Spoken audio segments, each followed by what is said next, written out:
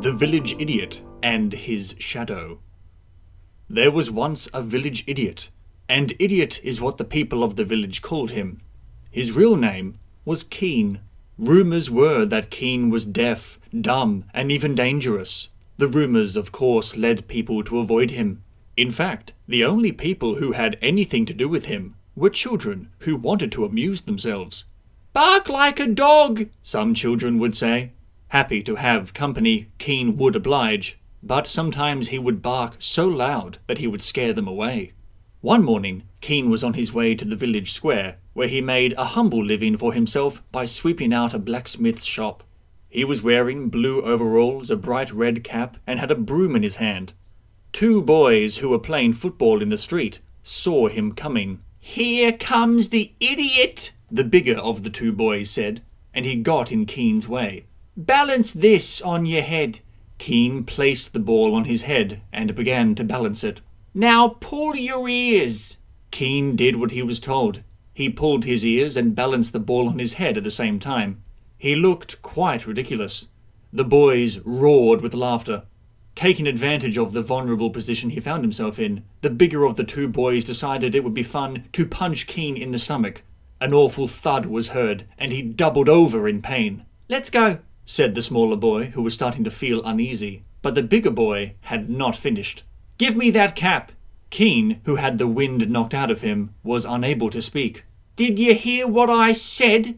"He doesn't understand you," the smaller boy said. The bigger boy snatched the bright red cap from Keen's head and put it on his own. "Idiot!" Keen continued to hold his stomach. "Leave him," said the smaller boy. The big boy looked at his companion threateningly. "He doesn't understand anything." "Come on," said the big boy. "Let's go." The smaller boy looked at Keen. He thought about helping him, but decided it was not worth it. After the pain had subsided, Keen got up and dusted himself off. He collected his broom and continued on his way. As he walked past the houses of the village, he thought he saw someone following him. He looked out of the corner of his eye. Yes, someone was following him. It was a tall man dressed in black. Keen stopped and looked at him. The man stopped as well. Keen went on. The man continued following him at a distance. Keen started to run. The man ran along with him and kept up all the way. Eventually, the street opened out into the village square. Keen looked to see if the man was still following him, but he had disappeared. He looked around everywhere, but there was no sign of him. Eventually, he arrived at the blacksmith's workshop. There was no window to see into the workshop, only an iron doorway at the end of a stone wall. As he walked past the wall, something strange caught his eye. He turned in the direction of the wall, and, to his great surprise, there was the man in black again. Keen stopped and stared at him. The man in black stared back. "What are you looking at?" said the man in black. Keen scratched his head. The man in black did the same. "Where's your cap?" Keen felt his head. The man in black felt his own head. "I don't know," Keen said. "What do you mean you don't know?" "A boy took it." "Are you an idiot?" the man in black asked. "People call me that." "Do you like being called that?" Keen thought for a moment. "No," he responded in a low voice. "From now on, you're going to be called Keen the Brave." Keen scratched his head. The man in black did the same. "What do you think about that?" "It sounds good." "Keen the Brave." "Say it." "Keen the Brave." "Say it like you mean it." "Keen the Brave." "That's better. And I'll tell you a secret." "What?" "Come closer," said the man in black. Keen approached him. "Closer." Keen came as close to him as possible. The man in black did not seem as tall as he had before.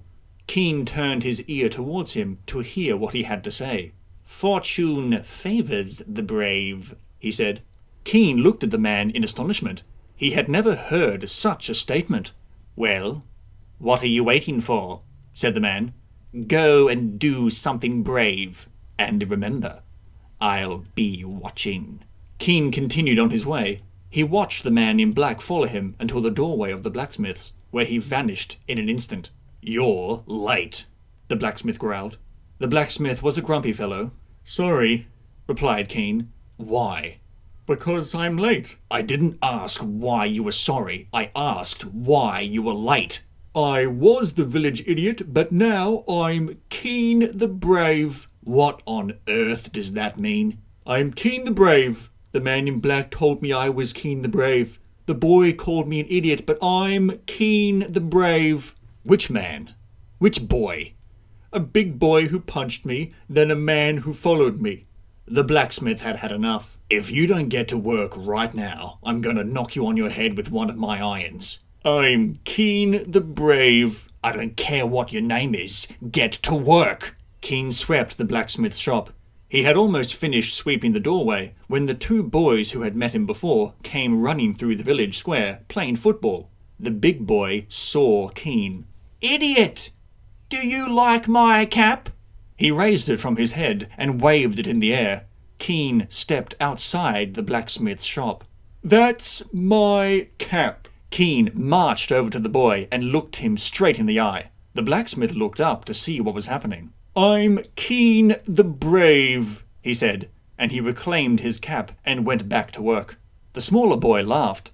The blacksmith was impressed by his worker's show of bravery. The bigger boy, recovering from the shock, realized that he had suffered an embarrassing defeat. "Give me that ball!" He snatched the ball from the smaller boy and placed it on the ground in front of him. He took 3 steps back, ran in, and kicked it with all his might at Keen's head. But he missed. The ball flew past Keen and into the blacksmith's workshop, where it hit the blacksmith squarely in the nose. The blacksmith took the ball and threw it into the furnace, where it perished in an instant. He then returned to his work, hammering out a branding iron for a certain Mr. Barker, a wealthy cattle owner in the village. The big boy approached Keen. "Go and get my ball." "Leave it," said the smaller boy, who was afraid of the blacksmith because he knew his reputation for being mean. Keen went inside. "Excuse me." "What do you want?" "The boy wants his ball," Keen replied. "Which boy?" "The boy who punched me." "The boy who punched you, eh?" "Yes." "The big boy?" "Yes." The blacksmith thought. "Tell him to come in, and I'll give him his ball." Keen went outside and reported what the blacksmith had said. The big boy went in through the doorway. The heat was stifling. He looked at the blacksmith, who gave him a sinister smile. The boy trembled. "Excuse me, sir," he said, as politely as possible. "Could we have our ball?" The blacksmith opened the furnace door and placed Mr. Barker's branding iron inside. "Certainly," said the blacksmith. "It's right over here. I put it under my table for safekeeping. Keen?" "Yes?" "Shut the door, please, and wait outside for a moment." Keen did what he was told. There was a loud clang of iron when the door was closed. The blacksmith's workshop went dark. The only source of light came from the flickering fire, which shone on the blacksmith's face and made him look like the devil himself. The big boy felt his heart stop. "Come and get your ball," said the blacksmith, grinning. The boy approached timidly. When he was within arm's reach, the blacksmith grabbed him by the collar and lifted him into the air. He laid him face down over his anvil and pulled his pants down. His lily-white buttocks shone in the darkness. The blacksmith held him there with one hand, and with the other he took the branding iron, which by now was red hot, out of the furnace. The boy struggled and screamed out for help, but it was of no use. The blacksmith's strength was unyielding. The blacksmith raised the branding iron into the air and brought it down with tremendous force onto the boy's right buttock. The squeal that came from the boy was deafening but was lost inside the workshop. No one outside heard a sound. N.B., the initials of Mr. Norris Baker, the wealthy cattle owner, was seared into the boy's flesh. "N.B.," said the blacksmith, and he laughed. "N.B., for naughty boy," the blacksmith whispered in the boy's ear. "Now, you leave my friend alone, or I'll brand your other cheek." The blacksmith escorted the boy to the door and threw him out into the street. The boy ran away, squealing, "Keen the Brave." The blacksmith laughed. "My name's Keen the Brave." "So it is. So it is."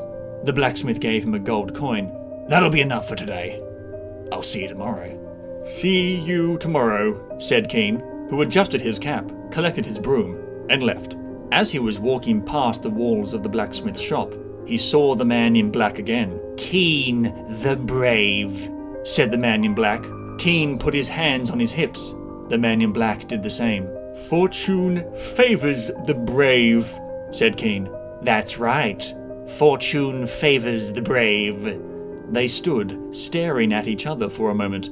Then they tipped their hats to each other and went on their way.